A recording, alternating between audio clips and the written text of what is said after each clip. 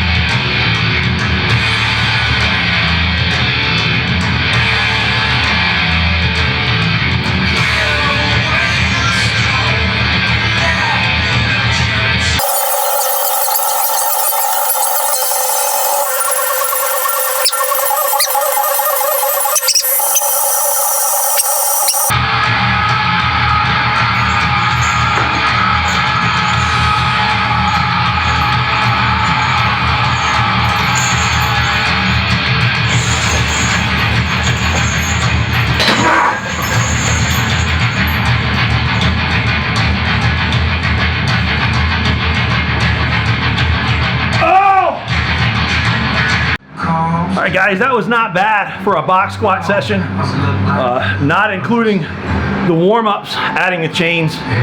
That was 10 sets of 2, not much rest in between, and then 2 heavier sets after that, adding the chains.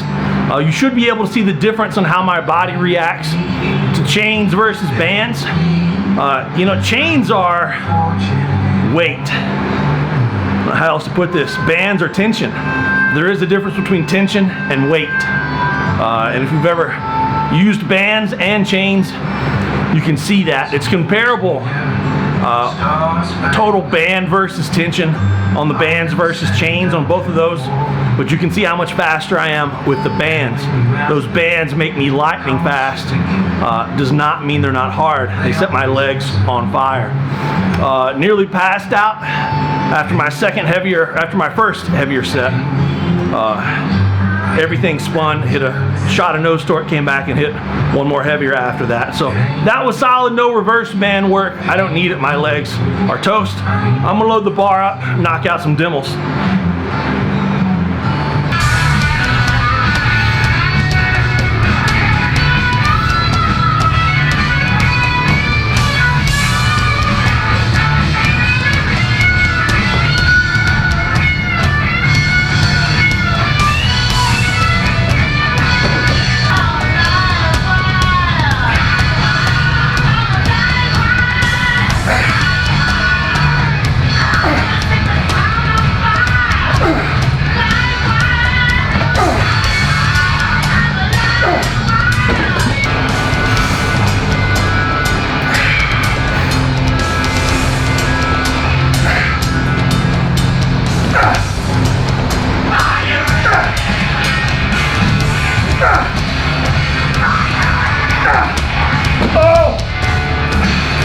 Slow it down.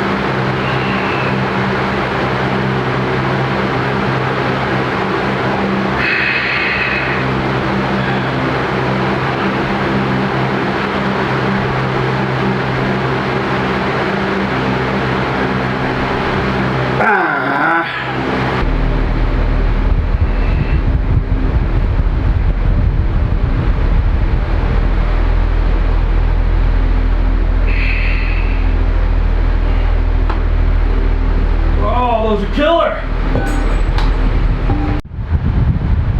Very simple setup. Got a pair of light bands around the hooks on the rack. Piece of scaffolding pipe right in the middle.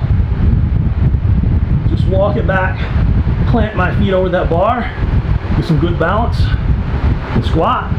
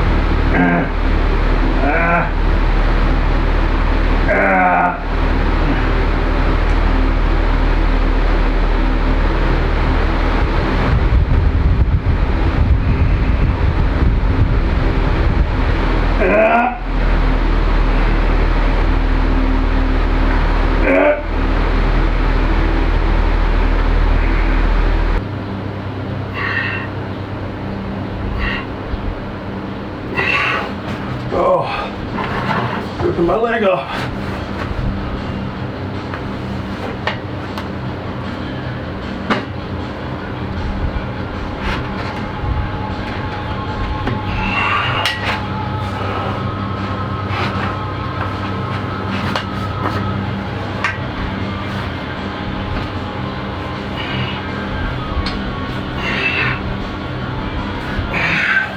It's the weak leg.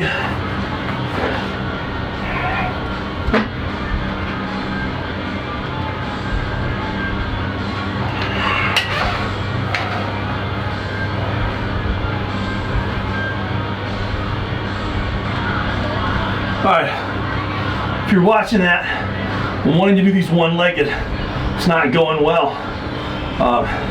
I know I've got something messed up in my back, not exactly for sure what, but I'm able to do it one-legged with my left leg, but I can't move it at all with my right. I don't think today's the day to push it after everything else that I've done. Probably need to push that right leg. On Mondays when I go to the commercial gym, and on Fridays when I'm here on my press day, and then I'll let everything else take care of itself on my lower body days. May try one more.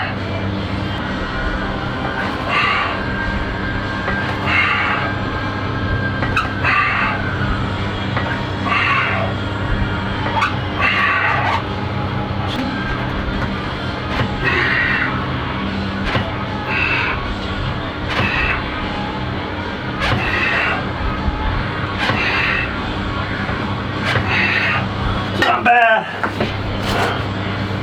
Not getting any back activation. That's all. Glute and hams, but it's something.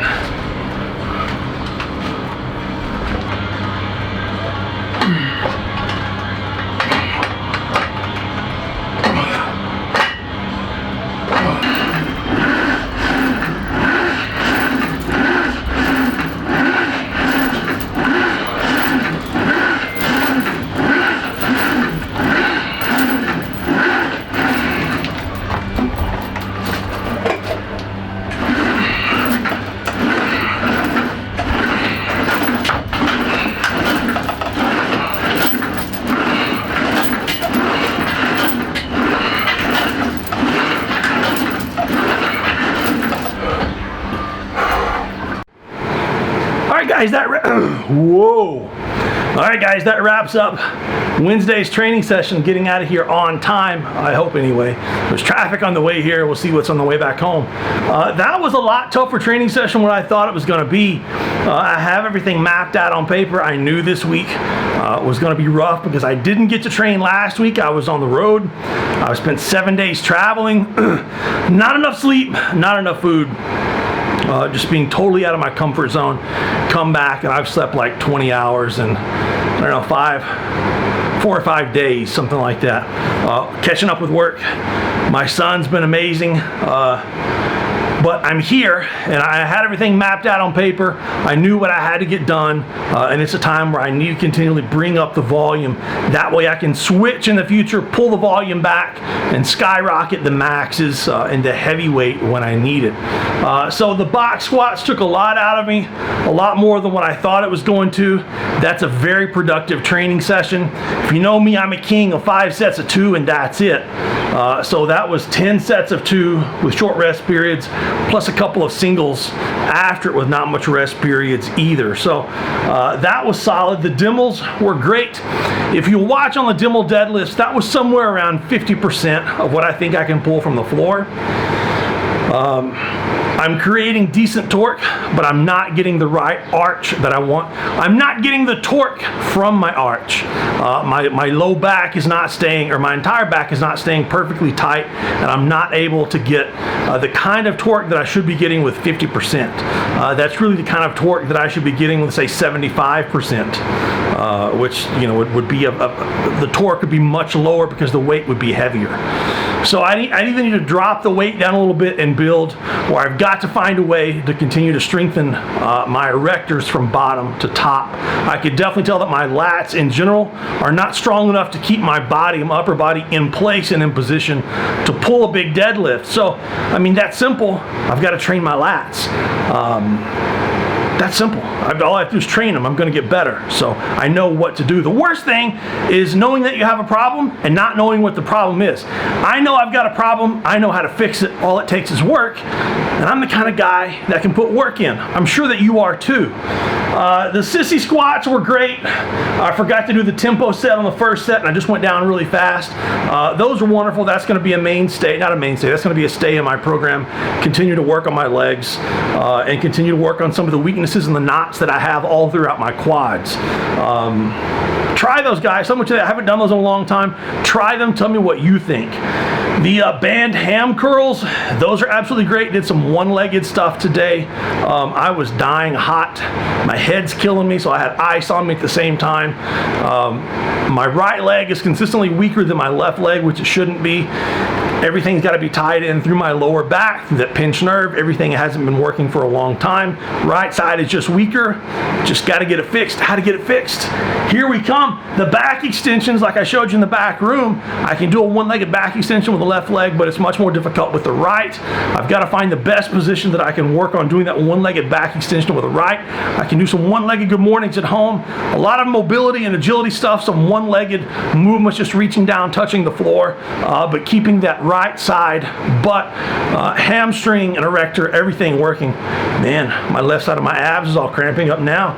I did a couple sets of abs just to get everything tightened up a little bit again, and I'm getting out of here. So I hope this training session looks great on video, because it's one of the more productive training sessions I've had in a long time. And so far this week, Sunday, Monday, and Wednesday, they've been extremely productive training sessions. So let's wait and see what I can do on Friday. This may just be one of those weeks where you can sit back and just watch my week from Sunday till Friday and just learn an amazing amount of things. Me picking apart what's going wrong, me doing stuff right, me hitting the volume, me hitting the intensity, the max effort, the dynamic effort, bands, chains, technical work, repetition work, bringing up weaknesses. I have a feeling this is going to be one of those weeks. So let me get home before my wife kills me. That way I can have a good rest of the week. See you Friday, guys.